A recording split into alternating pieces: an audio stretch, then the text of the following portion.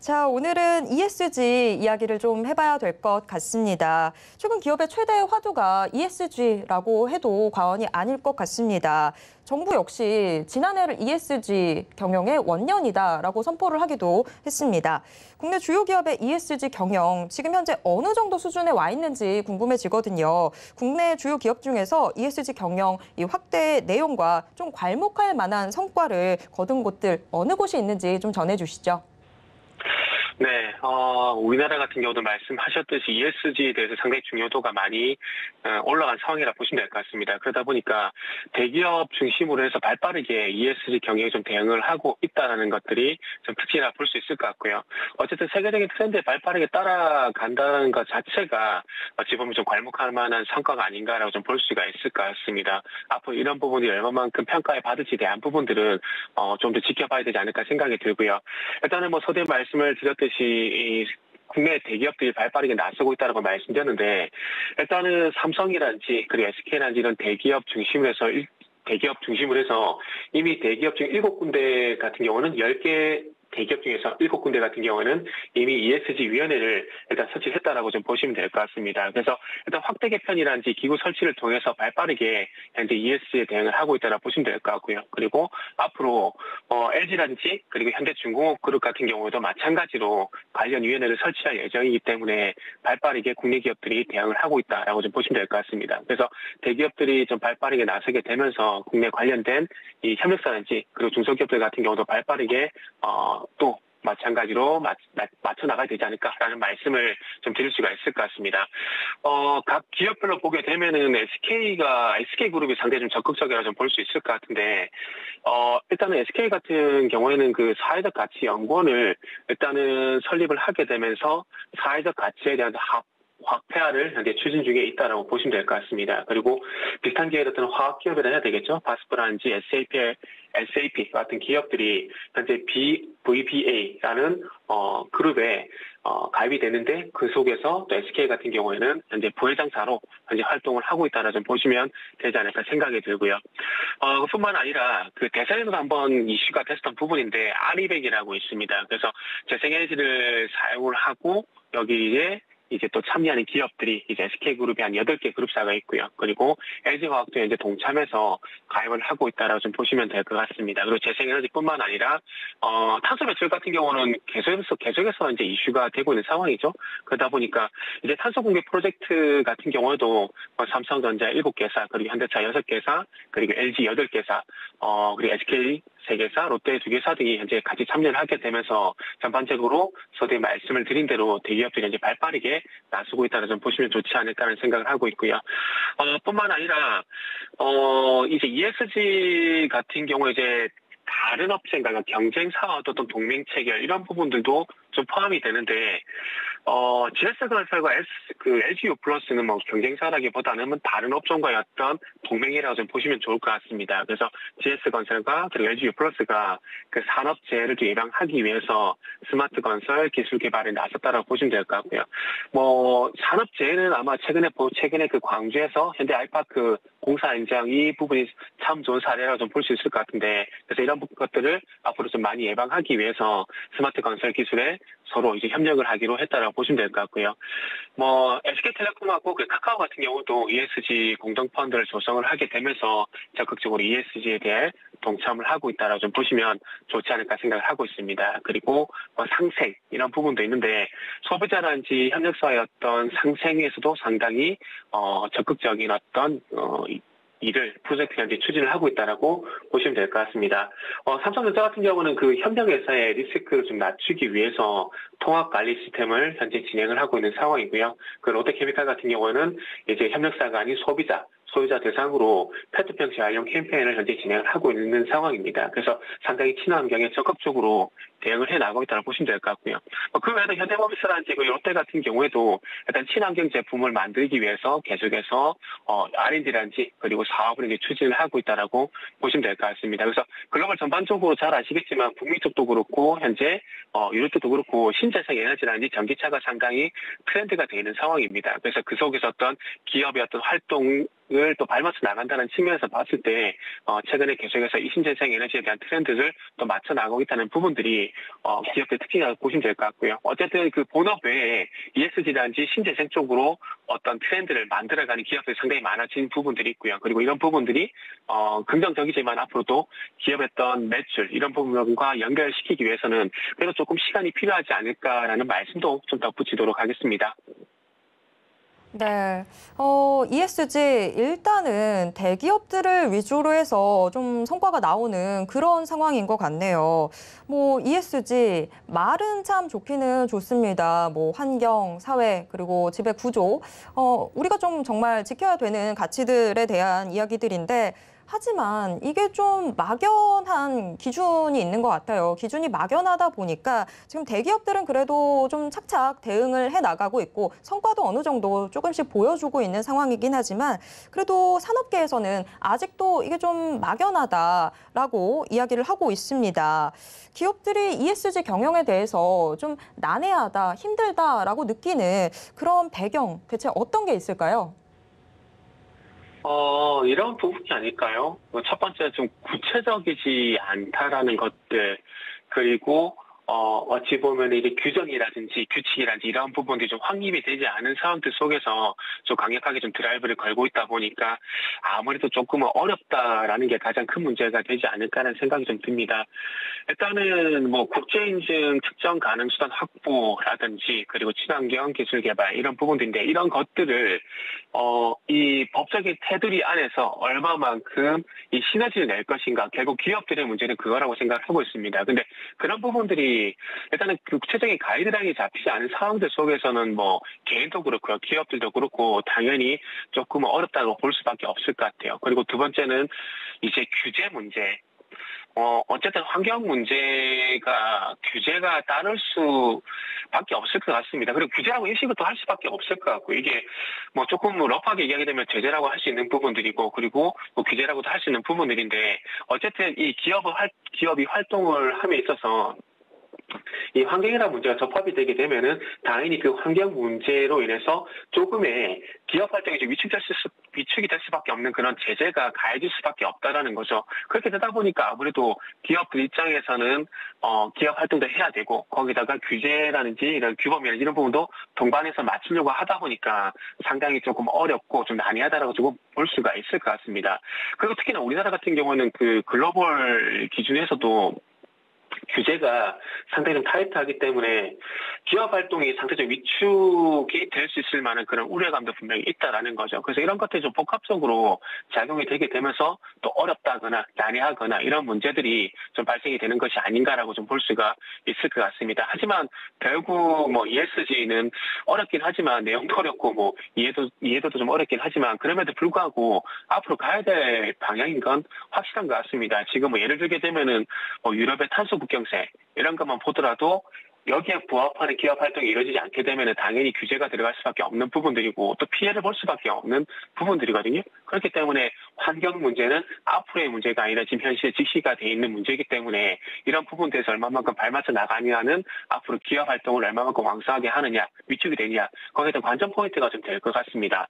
그래서 이 환경 문제 어쨌든 동참을 해야 되는 부분들이고 그로 인한 어떤 규제는 불가피한 부분들이고 그러면 그 속에서 방법을 찾아가는 것도 근데 기업만 하는 것이 아니라 정부도 조금 지원을 해주게 되면서 발맞춰 나가게 된다라면은 좀 좋지 않을까라고 지금 생각을 하고 있습니다. 그리고 이제 뭐 비환경적 그리고 비투명성 이제 이런 부분들은 트렌드가 되고 있는 상황인데 이런 부분들을 무시를 하고 기업 활동을 하게 된다라면은 뭐 정부라든지 그리고 글로벌 기구를 통해서 제재도 받겠지만 중요한 것은 이제 투자자들의 어떤 외면도 좀 불가피한 부분도 없지 않아 있을 것 같습니다. 그래서 그런 부분들을 좀 보게 된다라면은 아무래도 앞으로 트렌드가 될 수밖에 없는 부분들이고 여기에 대해서 이 기업의 어떤 적극적인 대응 그리고 정부의 어떤 지원 이런 부분들은 좀 분명히 필요할 것 같습니다.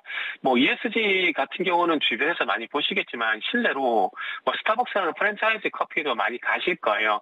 아직 용기는 플라스틱이긴 하지만 빨대 같은 경우는 이제 종이 빨대로 바꾸게 되면서 ESG 측면에서도 브랜드 가치가 상승을 하게 되고 그리고 이게 그로 인한 어떤 이익도 극대화가 되고 있는 상황이기 때문에 앞으로 좋은 사례들이 좀 많이 나와야 될 것 같아요. 그래서 이런 좋은 사례들이 많이 나오게 된다면은 그래도 기업들이 좀 적극적으로 나서지 않을까라고 생각을 하고 있습니다. 결국 기업들이 어차피 추구하는 것들은 뭐 이윤 추구 여기서 벗어나지 못할 겁니다. 그렇기 때문에 이 이윤 추구를 해 나가는 과정 속에서 발생되는 어떤 절차라든지 그리고 환경이라 봐야 되기 때문에 이런 부분을 좀 빨리 타개할 수 있을 만한 그런 행보들을 좀 적극적으로 해나가야 될 것 같아요. 그래서 첫 번째 질문에서 말씀드렸듯이 어쨌든 기업들이 적극적으로 친환경이라든지 ESG에 대해서 상당히 적극적으로 진행을 하고 있는 상황이기 때문에 앞으로 그래도 한번 난해하지만 그럼에도 불구하고 앞으로는 한번 기대를 해보면 좋지 않을까라는 말씀을 좀 드리고 싶습니다. 네, 뭐 확실히 ESG라는 개념이 작년부터 좀 나오던 개념이다 보니까 아직까지 좀 초기라서 그래서 조금 우리가 모호한 부분들을 많이 느끼고 있는 게 아닌가라는 생각이 듭니다. 작년에 뭐 문재인 정부가 ESG ESG 경영의 원년이다라고 선포를 했지만 윤석열 정부라고 해서 지금 이 상황이 아예 바뀌는 건 또 아니죠. 윤석열 정부도 역시나 ESG 정책 기조로 두고 110대 국정과제 중에 녹색 산업의 지원을 밝히기도 했습니다.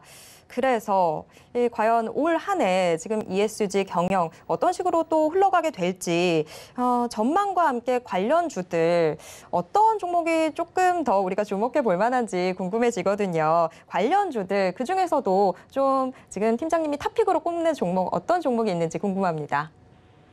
네. 앞으로의 방향성은 이미 정해졌다고 봐야 되겠죠. 결국 하나로 맞을 것 같습니다. 탄소 배출 이 문제로 기결이 될 수밖에 없을 것 같습니다. 그로 인해서 IT도 그렇고 전기차도 그렇고 조선도 그렇고 앞으로 이 탄소 배출이 계속해서 트렌드가 될 수밖에 없다고 봐야 될 것 같습니다. 그래서 이 탄소 배출을 줄이는 과정 그리고 이제 플라스틱 사용 그와 발맞춰서 플라스틱의 어떤 사용 재사용이라든지 이런 부분들이 계속해서 좀 진행이 될 것 같아요. 그러다 보니까 아무래도 이제 플라스틱 시장 이런 부분들을 볼 수밖에 없을 것 같은데 아무래도 제가 조금 전에 스타벅스 종이 빨대에 대한 부분을 말씀드렸는데 앞으로 이 플라스틱 문제는 이 환경 문제와 계속해서 예전부터 이 화두가 되어 왔던 부분들입니다. 그러다 보니까 이 화두가 됐던 이 플라스틱 문제를 어쨌든 해결해 나가기 위해서 기업들이 앞으로 계속해서 노력을 해 나갈 거란 말이죠. 그렇기 때문에 이제 이 플라스틱이 단점이 아시겠지만 썩지 않는다라는 거 이게 가장 큰 문제인데 어쨌든 뭐 생분해성 플라스틱 시장이 앞으로 성장을 할 것이고 그에 맞춰서 이제 또 정부에서도 이 시스템을 만들어 나간다는 부분들. 근데 어쨌든 세계 어떤 새로운 트렌드가 나왔을 때 상대 기업들이 애를 먹는 것들이 이 정부에서 어떤 가이드라인을 얼마나 빨리 만드냐 이게 관건이거든요. 근데 이런 부분이 좀 늦게 진행이 되다 보면 기업들이 아무래도 두 번째 질문에서 말씀드렸듯이 어떤 난해질 수밖에 없다는 부분들이죠. 그래서 그런 부분들을 좀 해결하기 위해서 정부의 어떤 규범이란지 시스템이란지 이런 부분도 좀 빨리 만들어주게 된다라면은 아무래도 기업들이 그래도 적극적으로 좀 진행을 하지 않을까라고 좀 볼 수 있을 것 같습니다. 그래서 일단 세 번째 질문 같은 경우는 플라스틱에 좀 포커스를 맞춰보게 된다라면은 어쨌든 산업부라든지 환경부가 원료 그리고 폐기물 처리와 관련된 시스템을 정비를 추진하고 있는 상황이기 때문에 이런 부분들이 좀 빨리 자리 잡히게 된다라면은 아마 관련된 산업들이 조금 더 육성이 되지 않을까, 좀 빨리 크지 않을까, 뭐 그런 말씀도 좀 드릴 수가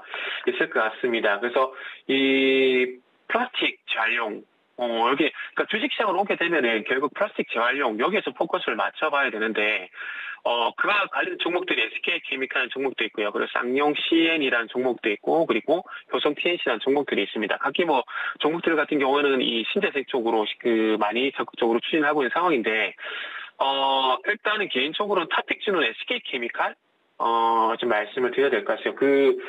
순수하게 일단 플라스틱에 좀 포커스를 맞춰보게 된다라면은, 어쨌든 SK케미칼 같은 경우도 주목을 해야 될 부분이 세계 최초라는 타이틀을 무시를 할 수는 없을 것 같습니다. 무슨 얘기냐면은, 세계 최초로 화학적 재활용 기술을 적용한 코폴리에스터, 양산에 이제 시작을 한 상황이기 때문에 그리고 소대 말씀드렸듯이 세계 최초 이 세계 최초라는 이 네임이 상당히 중요한 어떤 포인트를 작용이 될 것 같아요. 그리고 시장에서도 어떤 선구자 역할을 할 가능성이 상당히 높다라고 좀 봐지고요. 그래서 이 코폴리에스터 에코틀이 시아를 현재 양산하고 있는데 이 부분이 현재 지금 화장품 용기 시장에 이제 공급을 하고 있는 상황입니다. 그리고 화장품 같은 경우도 화장품 시장 같은 경우도 계속해서 지금 친환경 이제 이런 부분이 계속해서 이제 트렌드가 되고 있는 상황이기 때문에 그쪽으로 SK케미칼이 현재 발빠르게 나섰다라고 좀 보시면 될 것 같고요. 그래서 이런 부분들 통해서 보게 된다라면은 이제 화장품 쪽 같은 경우에 특히나 그 로레알이라든지 에스티도도 뭐 샤넬 같은 기업들 같은 경우에 플라스틱의 재활용이라든지 그리고 친환경 포장재 사용이 현재 활발하게 진행이 되고 있는 상황입니다. 그래서 그러다 보니까 그쪽 시장으로 해서 돌파구를 좀 잘 마련했다라고 조금 볼 수가 있을 것 같고요. 특히나 SK케미칼 같은 경우는 3년 전부터 그러니까 지금부터 3년 전이면 2019년 정도 되겠죠. 2019년부터 케미칼 리사이클 솔루션 개발에 집중해온 상황입니다. 근데 좀 한 가지 아쉬운 점은 SK케미칼의 실적에 좀 큰 영향을 미치고 있는 부분들이 케미칼 쪽보다는 여전히 그 최근에 상장한 기업 아실 겁니다. SK바이오사이언스. SK바이오사이언스의 어떤 실적 영향을 상당히 좀 많이 받고 있는 상황이기 때문에 이 케미칼 산업을 앞으로 좀 많이 키워야 될 것 같아요. 뭐 1분기 같은 경우에도 뭐 전년 동기 대비해서 이 케미칼 부분이 방금 말씀드린 코폴리에스터 이 부분이 성장을 하게 되면서 48% 정도 성장을 했지만 중요한 것은 이 케미칼 사업 부분이 전체에서 차지하는 비중, 이거를 무시할 매출 비중, 이걸 무시할 수 없는 부분들이거든요. 그래서 그런 점을 감안했을 때 케미칼 사업 부분이 SK바이오사이언스 대비해서 아직까지 조금은 낮은 상황이기 때문에 앞으로 이 SK바이오사이언스를 뒤집는 그런 매출 구조가 나오기 전까지는 아무래도 조금 덜 부각이 될 가능성이 있을 것 같습니다. 그리고 방금 언급드린 효성 TNC라든지 이런 기업들도 마찬가지고 어쨌든 시장에서 주목할 만한 트렌드가 돼야 뭐 SK케미칼도 그렇고 효성 TNC도 그렇고 좀 주목이 될 것 같습니다. 무슨 얘기냐면은 지금 아시겠지만 유럽에서 신재생 에너지를 확대를 하게 되면서 풍력하고 태양광이 다시 한 번 더 주목을 받고 있는 상황이거든요.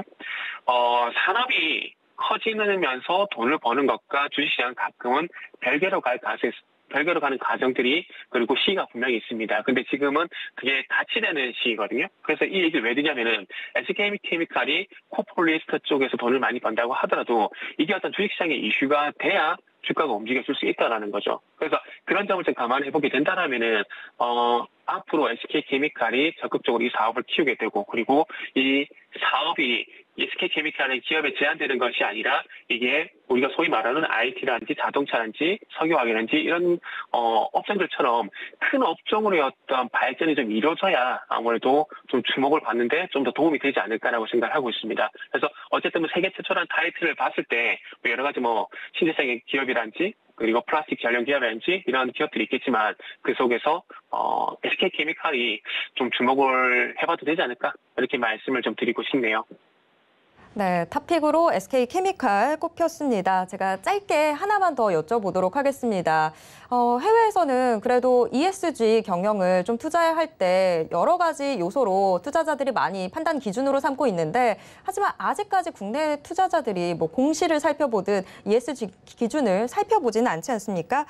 그런데 팀장님 보시기에 국내 시장에서도 결국에 ESG 경영이 조금 더 이제 주가 흐름에 큰 요인으로 작용하게 될지 어떻게 보시나요? 앞으로는 그렇게 될 가능성이 높다라고 봐도 되겠지만, 아직까지는, 필수가 아닌 선택 요인이라는 말로 좀 대신을 하도록 하겠습니다. ESG에 포함이 되어 있다고 하더라도, 결국 이 기업을 바라볼 때, 그 기업을 바라볼 때, 어디에 포커스를 맞추냐가 가장 중요한 관건이라고 좀 생각이 들거든요.